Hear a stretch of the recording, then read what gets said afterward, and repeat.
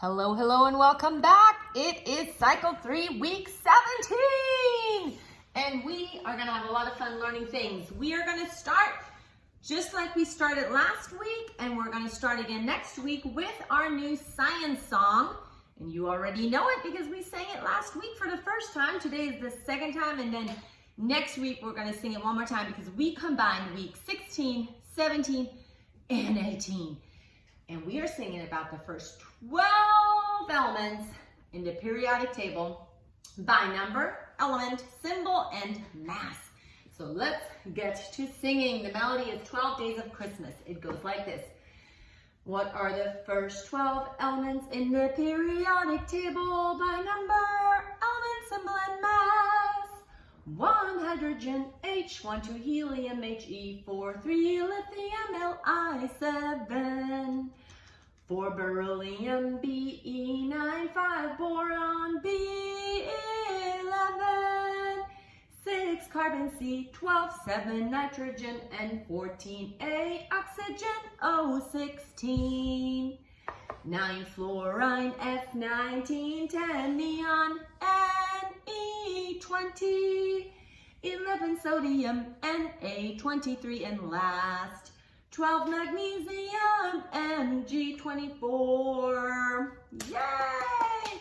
And just like last week too, we are in the middle of our math repeat super duper rap songs. And this time we're learning about the area of a square. And it goes like this. You repeat after me. The area of a square, equals length of its side squared, length of its side squared. Let's try it. Maybe somebody will echo back there. The area of a square equals length of its side squared. Equals length of its side squared. Nice. Look, it was a voice from out of nowhere. Laura helped me out. In Latin, we are learning about our John song. And I just saw, I forgot to write it down. I think it's John 1:4. There she is.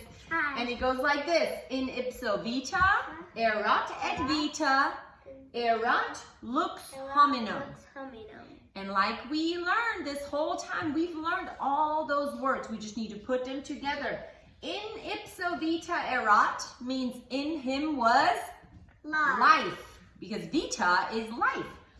And then et vita erat lux hominum means, and the life was the light of men. Good job. It goes like this.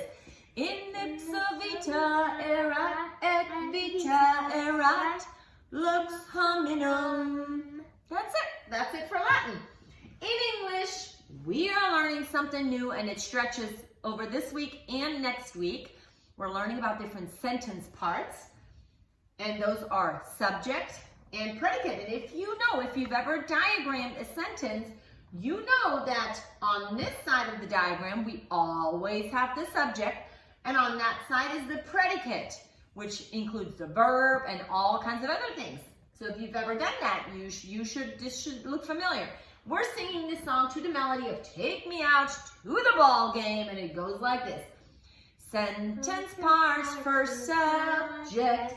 The subject is the part of a sentence about which something is being said.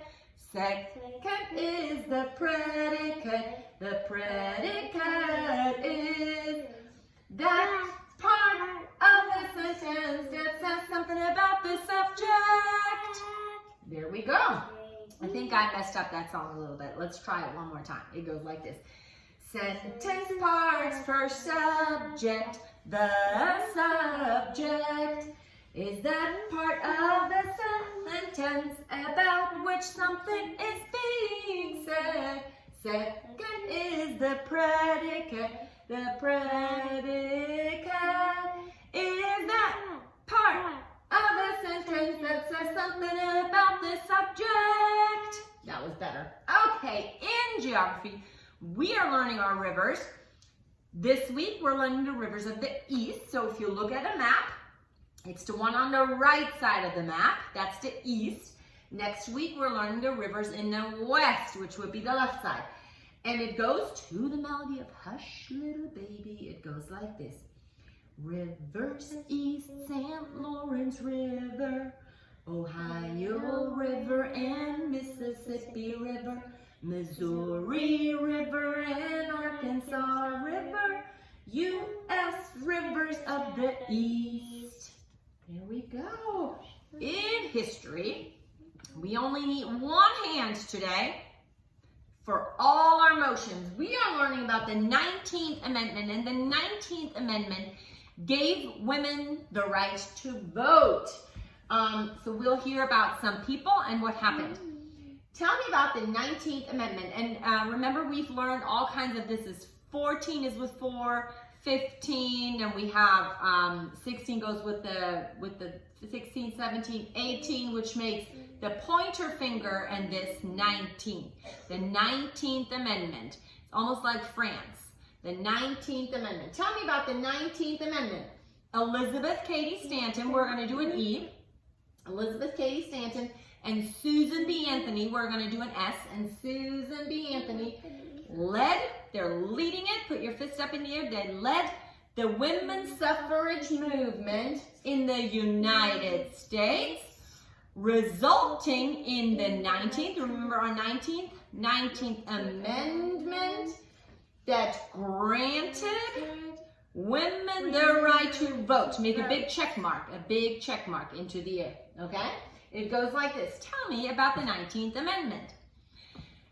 Elizabeth Cady Stanton and Susan B. Anthony led the women's suffrage movement in the United States, resulting in the 19th Amendment in 1920. I forgot that. 19th Amendment in 1920, it's like a beak. 2020, that granted women the right to vote. Say it again. That granted women the right to vote. Let's do that one more time. Tell me about the 19th Amendment. Elizabeth Cady Stanton and Susan B. Anthony led the women's suffrage movement in the United States, resulting in the 19th Amendment in 1920, like a beak, that granted women the right to vote. Good job. Last but not least, we have our timeline. We are starting with Napoleon. So give me an N. Napoleon, crowned emperor. We're going to do an E and a sash. Emperor of France. Liberation of South America. We're going to free something, liberation of, and then we're going to take these S's and put them down. South America. We have the War of 1812 and the Missouri Compromise. Immigrants flock to America. We're just going to go immigrants flock, like a flock of birds to America, or sign for America. We salute. The Monroe Doctrine, so we're going to do an M for Monroe, and then we open up the doctrine. Monroe Doctrine and the Romantic period of the arts. So we're going to go from happy to sad to angry to happy. Okay, ready? Let's start with Napoleon. Napoleon, crowned Emperor of France. Liberation of South America.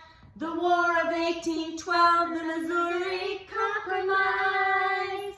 Immigrants flock to America.